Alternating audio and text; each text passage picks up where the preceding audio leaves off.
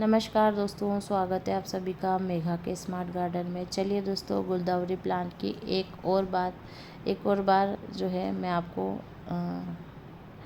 Care tips बता देती हूँ, क्योंकि एक यूट्यूबर फ्रेंड पूछ रहे थे कि उनका जो प्लांट है गुलदावरी का वो ग्रो नहीं कर रहा है।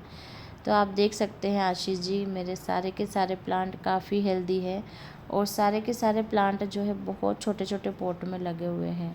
तो छोटे पॉट में ही आपको सबसे पहले इन प्लांट को लगाना है।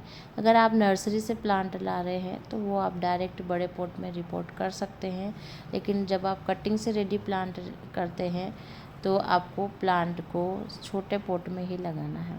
मैं आगे आपको बताऊंगी।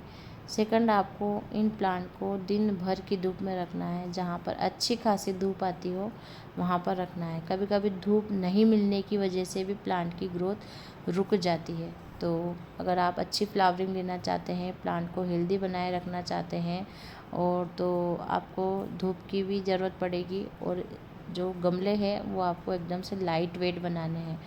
अगर मिट्टी एकदम से पोरस, रिच और एकदम से उपजाऊ होगी ना, तो क्या होगा कि वो प्लांट काफ़ी अच्छा ग्रो कर जाएगा।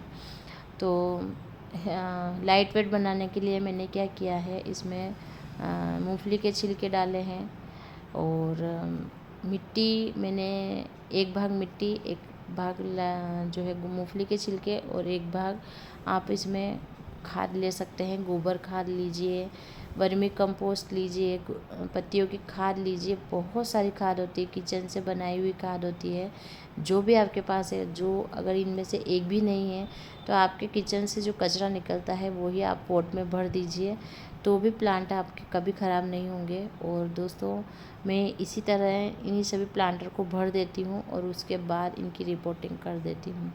तो छोटी छोटी चीज़ें हैं जो हमें ध्यान रखनी है। सेकंड, आपको पानी की देने की पूरी ध्यान रखना है। जब हम पोरस मिट्टी बनाते हैं ना, तो पानी है ना सारा का सारा बह जाता है और ड्रेनेज से बाहर चला जाता है। ड्रेनेज हम भी अच्छे बनाते हैं इन प्लांटर का। तो आपको डेली पानी देना है, जिससे कि मिट्टी बिल्कुल ना सूखे। बिल्कुल सूखने के बाद क्या हो जाता है, प्लांट लटकने लग जाते हैं। तो ये ध्यान रखना है कि मिट्टी बिल्कुल ना सूखे। मैंने जब इनकी कटिंग लगाई थी ना, 4-5 इंच की कटिंग लगाई थी बारिश में, और जब मैंने इसकी फ़र्स्ट बार रिपोर्टिंग की थी ना, तो छोटे छोटे पॉट में ही रिपोर्टिंग की, डायरेक्ट बड़े पॉट नहीं दी है।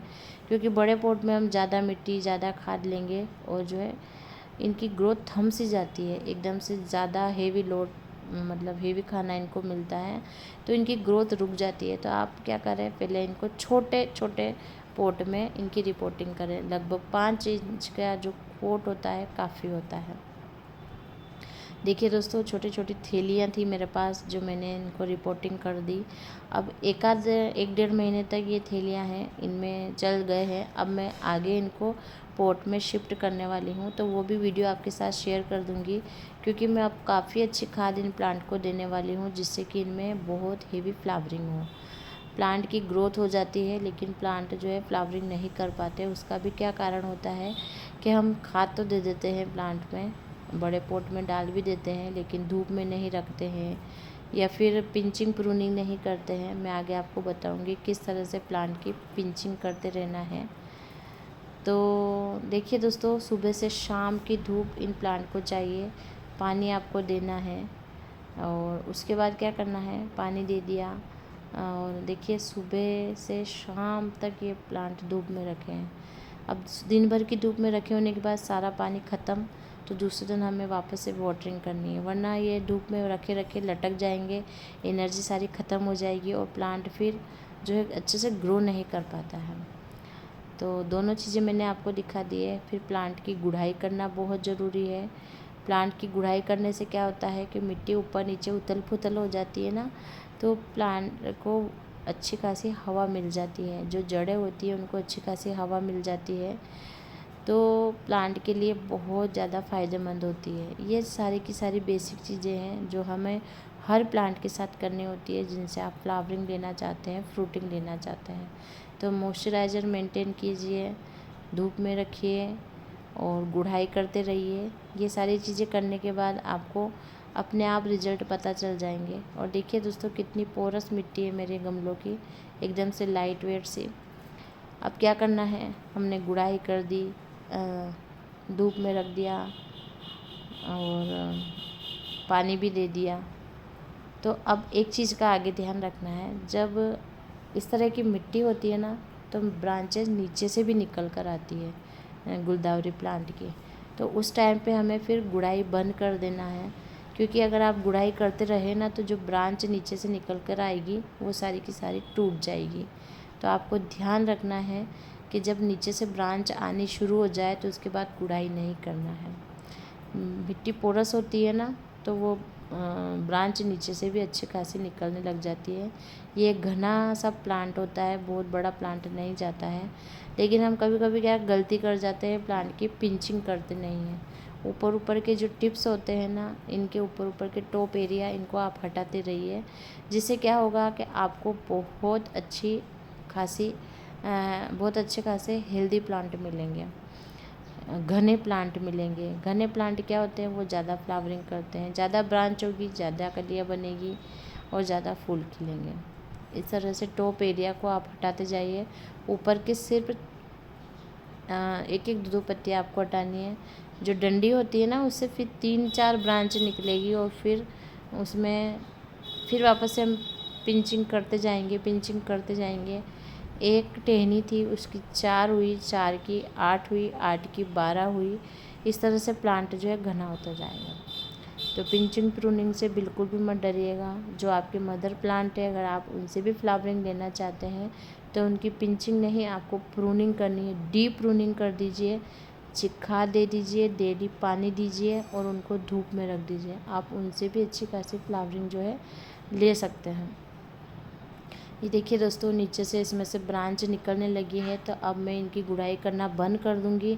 अगर मैं खाद वगैरह दूंगी तो जैसे हम मिट्टी एकदम से लाइट वेट है ना, तो मैं हाथ से ही थोड़ा सा या फिर हल्की सी साइड से हल्के सा कुरेद के और फिर उसमें जो है खाद दे दूंगी।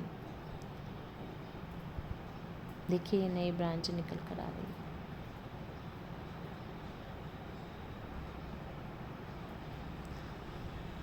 पिंचिंग, प्रूनिंग, खाद, पानी, हवा, सूरज की रोशनी, सारी की सारी चीज़ें मैंने आपको बता दी है और यही सारी चीज़ें प्लांट को चाहिए होती है। इसके बाद जो मैं रिपोर्टिंग करूँगी तो मैं आपको बताऊँगी कि कौन सी हेवी खाद जो है मैं देने वाली हूँ प्लांट को, जिससे ढेरों कलियाँ बनेगी, प्लांट की ग्रोथ भी काफ़ी अच्छी होगी। और आगे आने वाले टाइम में जो है धूप कम हो जाती है तो कौन सी ऐसी चीज़ देने वाली हूँ जिससे उसकी गर्मी की वजह से जो है प्लांट के फूल खिल जाएंगे। कभी कभी क्या हो जाता है कि धूप की रोशनी कम, मतलब सूरज की रोशनी कम होने की वजह से क्या हो जाता है कि प्लांट को भरपूर मात्रा में गर्मी नहीं मिल पाती और वो फ्लावरिंग नहीं कर पाते हैं। तो हमें खाद देते रहना है। मैं आगे वीडियो में बताऊंगी, अगली वीडियो में, कि किस तरह से गुलदावरी प्लांट की वापस से रिपोर्टिंग करनी है, किस तरह प्लांट को वापस से हेल्दी बनाना है। अभी हमने इनकी पिंचिंग कर दी थी, तो इन्हीं सभी चीज़ों का ध्यान आपने रख लिया तो प्लांट काफ़ी हेल्दी हो जाते हैं। और मुझे पता है जहाँ तक 99% प्लांट गुलदावरी के कभी ख़राब नहीं होते हैं। कभी 1-8% में कुछ गलती या कीड़ा वगैरह लग जाता है तो आप फंजीसाइड का यूज़ कीजिए। फंजीसाइड से भी जो मीलीबग है वो नीचे की तरफ लग जाती है, हमें पता नहीं चलता है, तो प्लांट का सारा रस चूस लेते हैं और हमें प्लांट की ग्रोथ रुक जाती है। तो ये भी ध्यान रखना है। तो आप इनमें नीम ऑयल का स्प्रे कीजिए, शैम्पू का स्प्रे कीजिए, और अगर आपके पास नहीं है तो अदरक लहसुन का रस निकाल कर पानी के साथ मिलाकर वो आप इन पे स्प्रे कर सकते हैं। बहुत सारी चीज़ें हैं, नीम की पत्तियां को उबाल कर आप इन पे स्प्रे कर सकते हैं। सारी की सारी चीज़ों से जो है मिलीबग ख़त्म हो जाती है और इसकी वजह से भी ग्रोथ रुक जाती है, मिलीबग की वजह से भी कभी कभी। अभी तो मेरे प्लांट पर नहीं है, जब भी अगर कभी आया भी तो मैं आपको दिखाऊंगी कि किस तरह से मैं उनको रिमूव करती हूँ। तो ये सारे टिप्स मैंने आपके साथ शेयर कर दिए हैं दोस्तों। तो धन्यवाद। वीडियो अच्छी लगी हो तो लाइक सब्सक्राइब